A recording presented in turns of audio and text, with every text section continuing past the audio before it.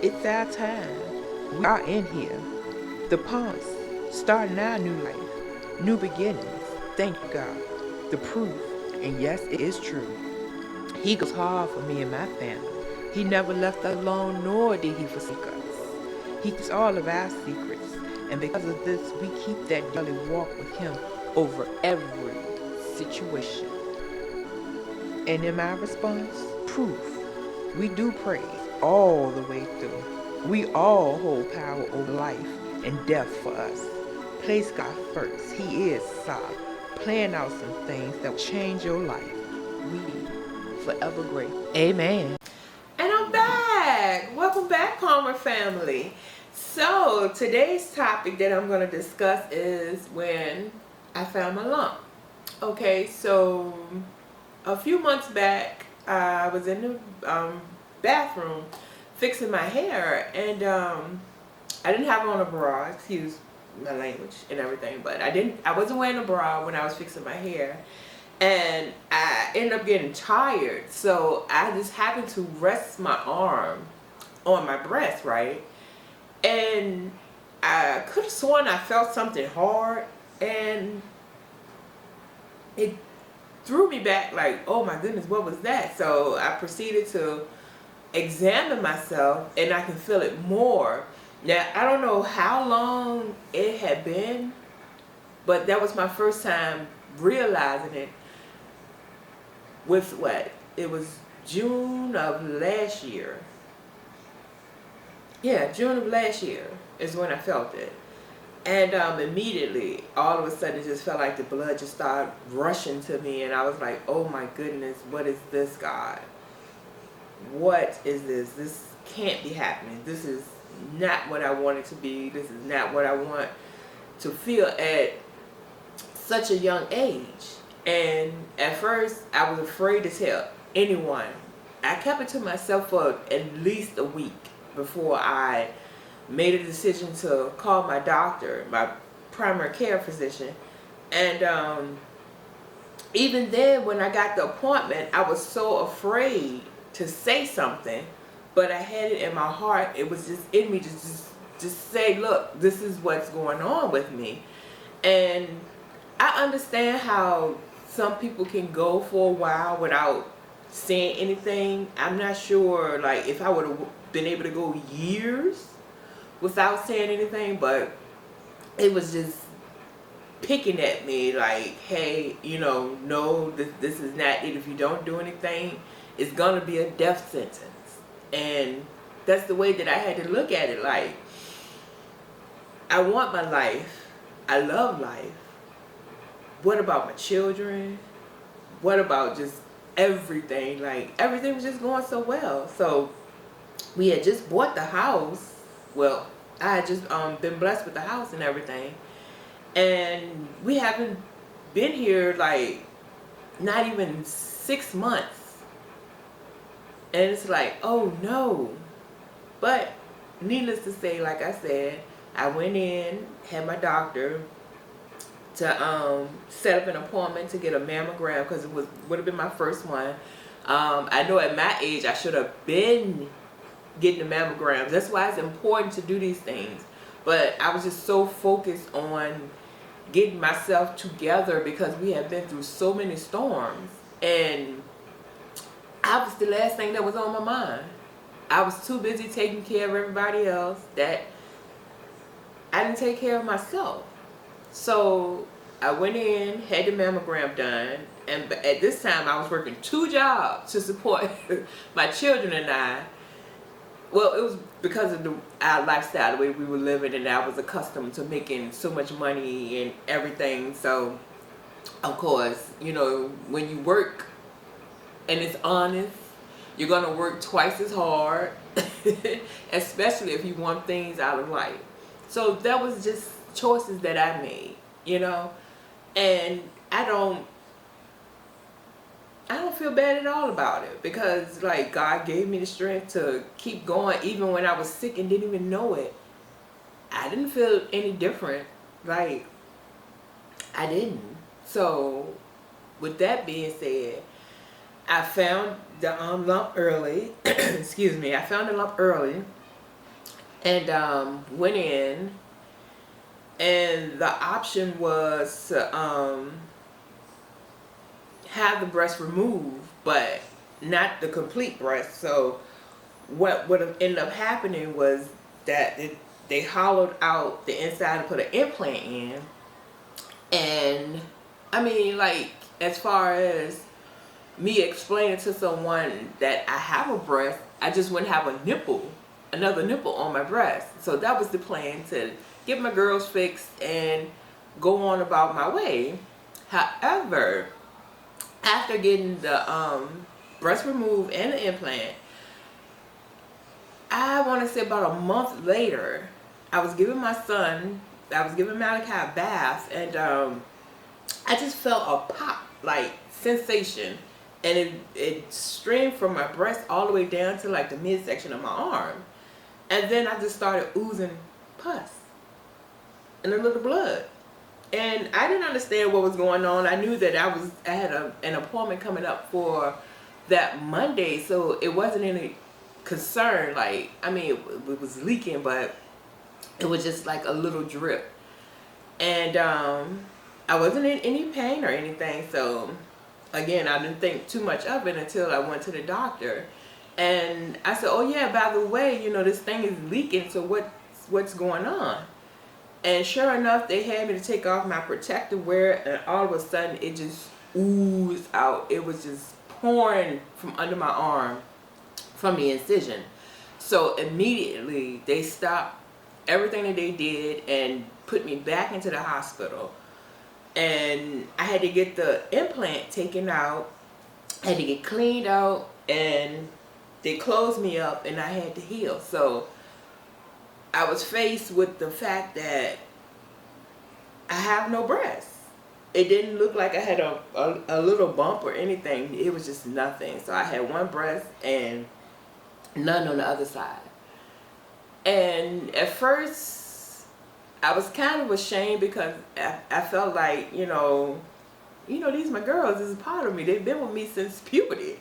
So it was a hard pill to swallow, especially when, after I got healed and it was time for me to return to work and you just go back out in public. So that, having that one breast was like really playing hard in my mind. Like, would they still accept me, or just overall, like, I guess I was too focused on being judged, and I shouldn't have thought that way.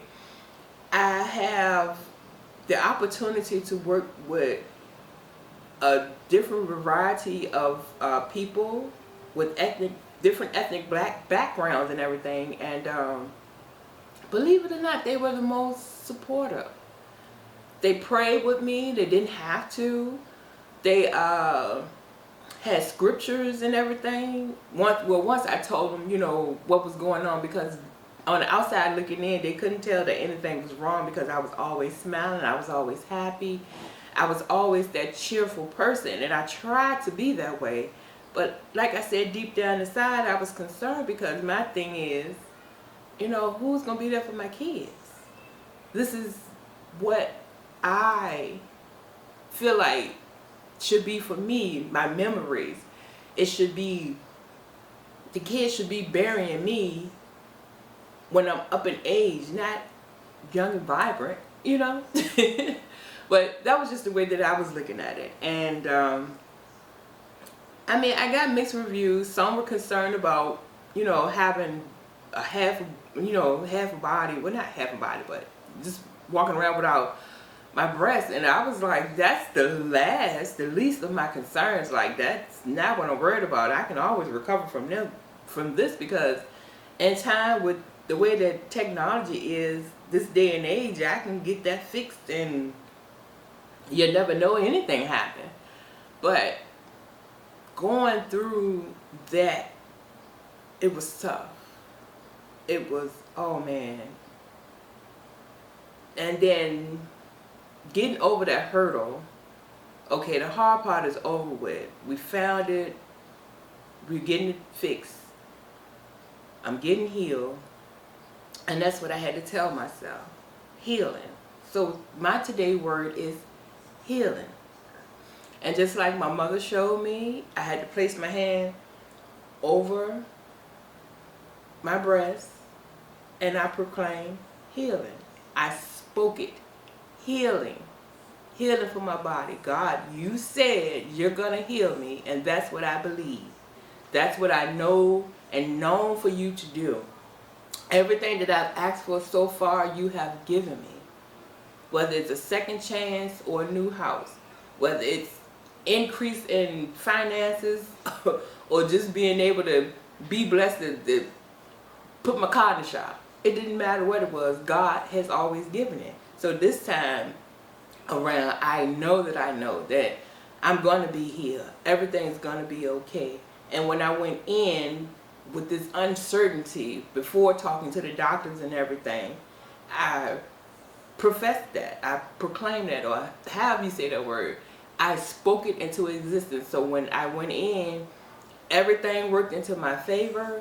Like, I caught it so early. I was at a 0 stage, but the damage had been done. So I did have to get the breast removed, which is fine. Like I said, with today's technology and everything, 5 years from now, you wouldn't even know that I've had a situation. So with that being said, I started my medication. Well, I'm skipping ahead. So I was supposed to do chemo, but I ended up not being a good candidate for because of a previous illness that I had, and I wasn't able to do so. So I decided to go with the pills. And of course, you know, you don't read everything, and it has side effects. So I'm not blaming the medicine, but it is a poison, treating a poison. So when my first week of taking it, the first few days I was fine. And then all of a sudden I started vomiting. And it went on all that day. And it spewed over to the next day. And the third day. And by this point, I wasn't eating. I couldn't hold anything down. I was weak. I can barely lift my head up. I couldn't comb my hair, guys. I couldn't get out of bed without assistance. And I ended up going to the emergency room, staying for days on end. Oh, my stomach was just so upset. I couldn't hold anything down.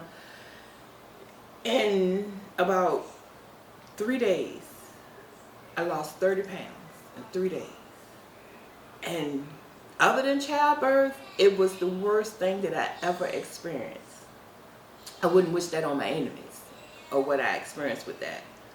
But by the grace of God, being that I went to the hospital with my family, I had to call my family to come and get me and take me to the hospital.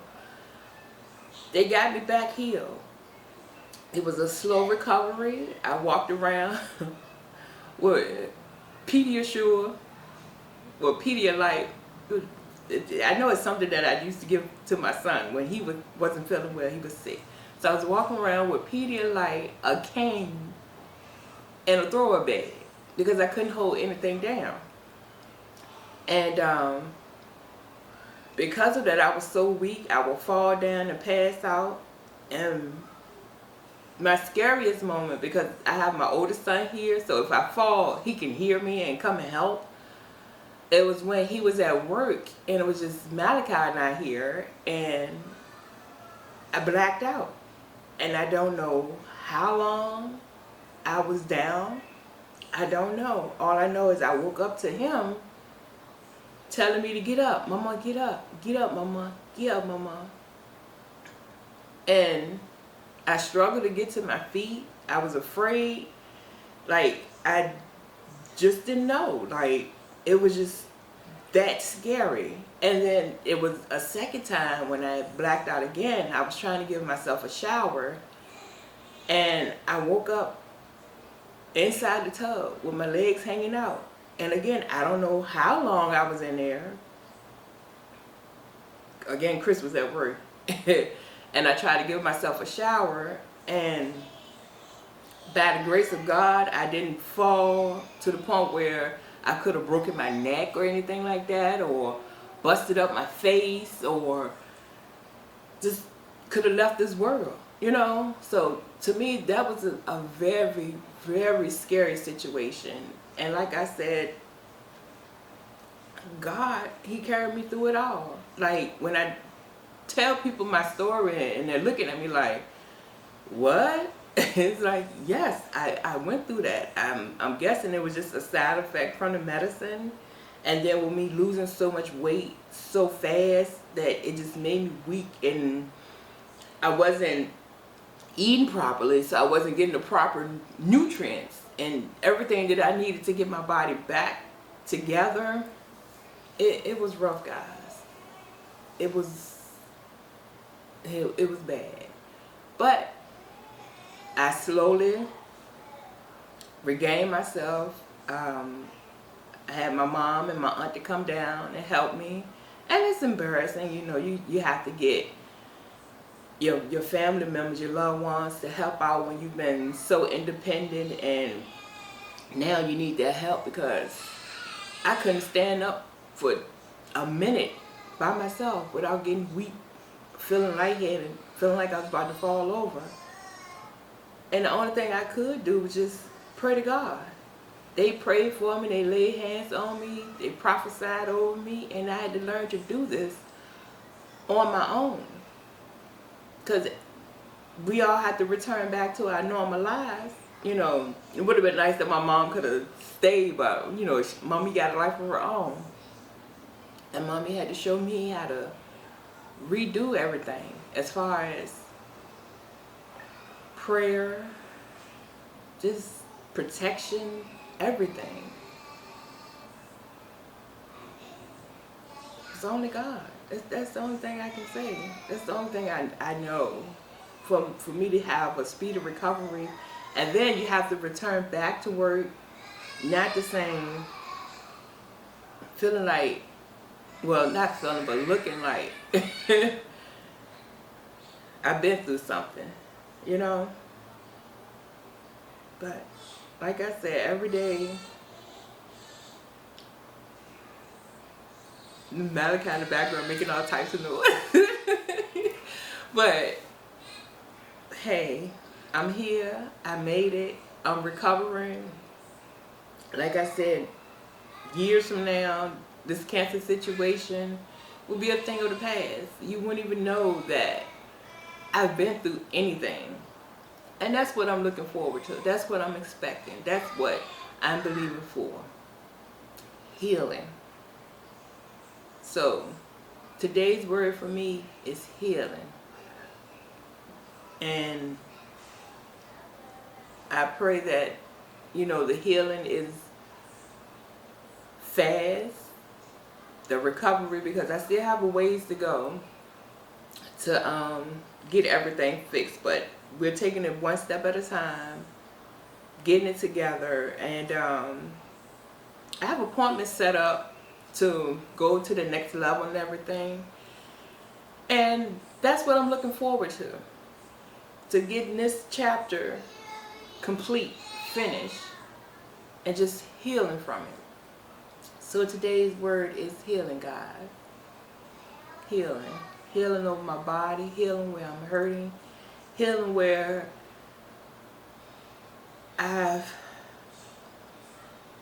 healing wherever in it, anything that you need, just go to God. And if you confess it, and for the women, if you feel a lump and you know it, or you known that you had these lumps, or if you feel, and tell someone. Can't nobody help you if you don't say what's wrong. Can't nobody get you squared away if you don't talk about it. Don't be afraid, because that was my main thing when I first found that lump. The first thing the devil tried to tell me was just be quiet. Don't say anything. And it had me thinking that it was a death sentence and I was going to die regardless. And it had me so afraid to go and check it out that if I would have waited, it could have been something completely different. But instead, something in my heart just kept telling me to talk to your doctor, tell someone, do it, do it, do it, do it now. And that's what I did, and I caught it early, guys. I caught it early. So that alone, I think, well, I know God spared me from it, because it gave me the courage to speak up when the devil was trying to shut me down and say don't say nothing. And if I would have listened, I could have went years without saying anything, knowing that I had this poison in me, and not saying anything. And I feel like that's how a lot of us black women get lost, because we feel it early, but we're so afraid to say something or tell someone or seek professional help. We're so afraid to do so. But we got to change all this. You can't let that stop you. If you know that something is wrong, if you're hungry, you're going to eat, right? So if you feel something that's out of the ordinary, that you know that, look, hey, this doesn't feel right, talk to someone, tell someone, go out and get help. Go out and get help. And I went to VCU's Massey Center. They treated me so well, the staff, the doctors. When I was finding out what type of cancer that I had, the doctor took the time to break things down that I can understand. Yeah, so the doctor broke it down to where I understood exactly what was going on. And with that alone, it's a blessing, because like I said, it put me at ease. It just made me feel better about myself. Like, okay, we can win this. I can beat this. I can survive. And that's what I'm doing. I'm surviving. I'm healing. I'm learning. I'm growing. And I have so much to be thankful for. So much to be just grateful for. So much to just thank God for, to turn God. You never know how much you need God until you have something taken away, an ability to be taken away. I'm sorry, Malachi's in the background being himself, but this is us. This is my chaotic life. I wouldn't change anything about it. I love every minute of it, and this is where we start. A new chapter, everything new. I'm confessing it, I'm speaking it with my mouth. And that's all God wants us to do. Because you never know. God loves you, He loves me, He loves all of us. And He wants us to treat each other like we want to be treated. Like, be grateful, be thankful that you have family to help you out, or doctors to help you out. Just everything. You have Him. That's all He wants you to do. And He looks forward to being and spending time with you when you choose to do it, but you got to make that choice, and you can do it. We all can. You know? Just change your way of thinking. Change your lifestyle. It's not as hard as it seems, guys. It's not. And we all can do it. We all can do it. And that's what I want you to do. Start with healing. If you got to tell someone, tell someone. Don't hold it in. Don't condemn yourself. Don't torture yourself, torment yourself. Don't do it. The devil is a liar. There's help for everything. Spiritually, mentally, physically. There's help out here, and it's available to all of us. If we need it, seek it. And that's what I had to do, to start with my healing, to get me back together, to get me back on track, give me more time with my family. And that's what I want. That's what I believe. And that's what I'm proclaiming and declaring. And that's what I will receive. And I thank God for it every day, each and every day. And with that being said, I'm going to close out.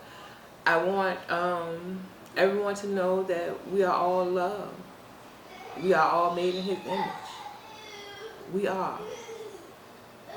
So if you're feeling this, I would like for you to hit the subscribe button, to like and share it. I pray that it's a blessing to those who need to hear it. Someone is going through and maybe not know what to do.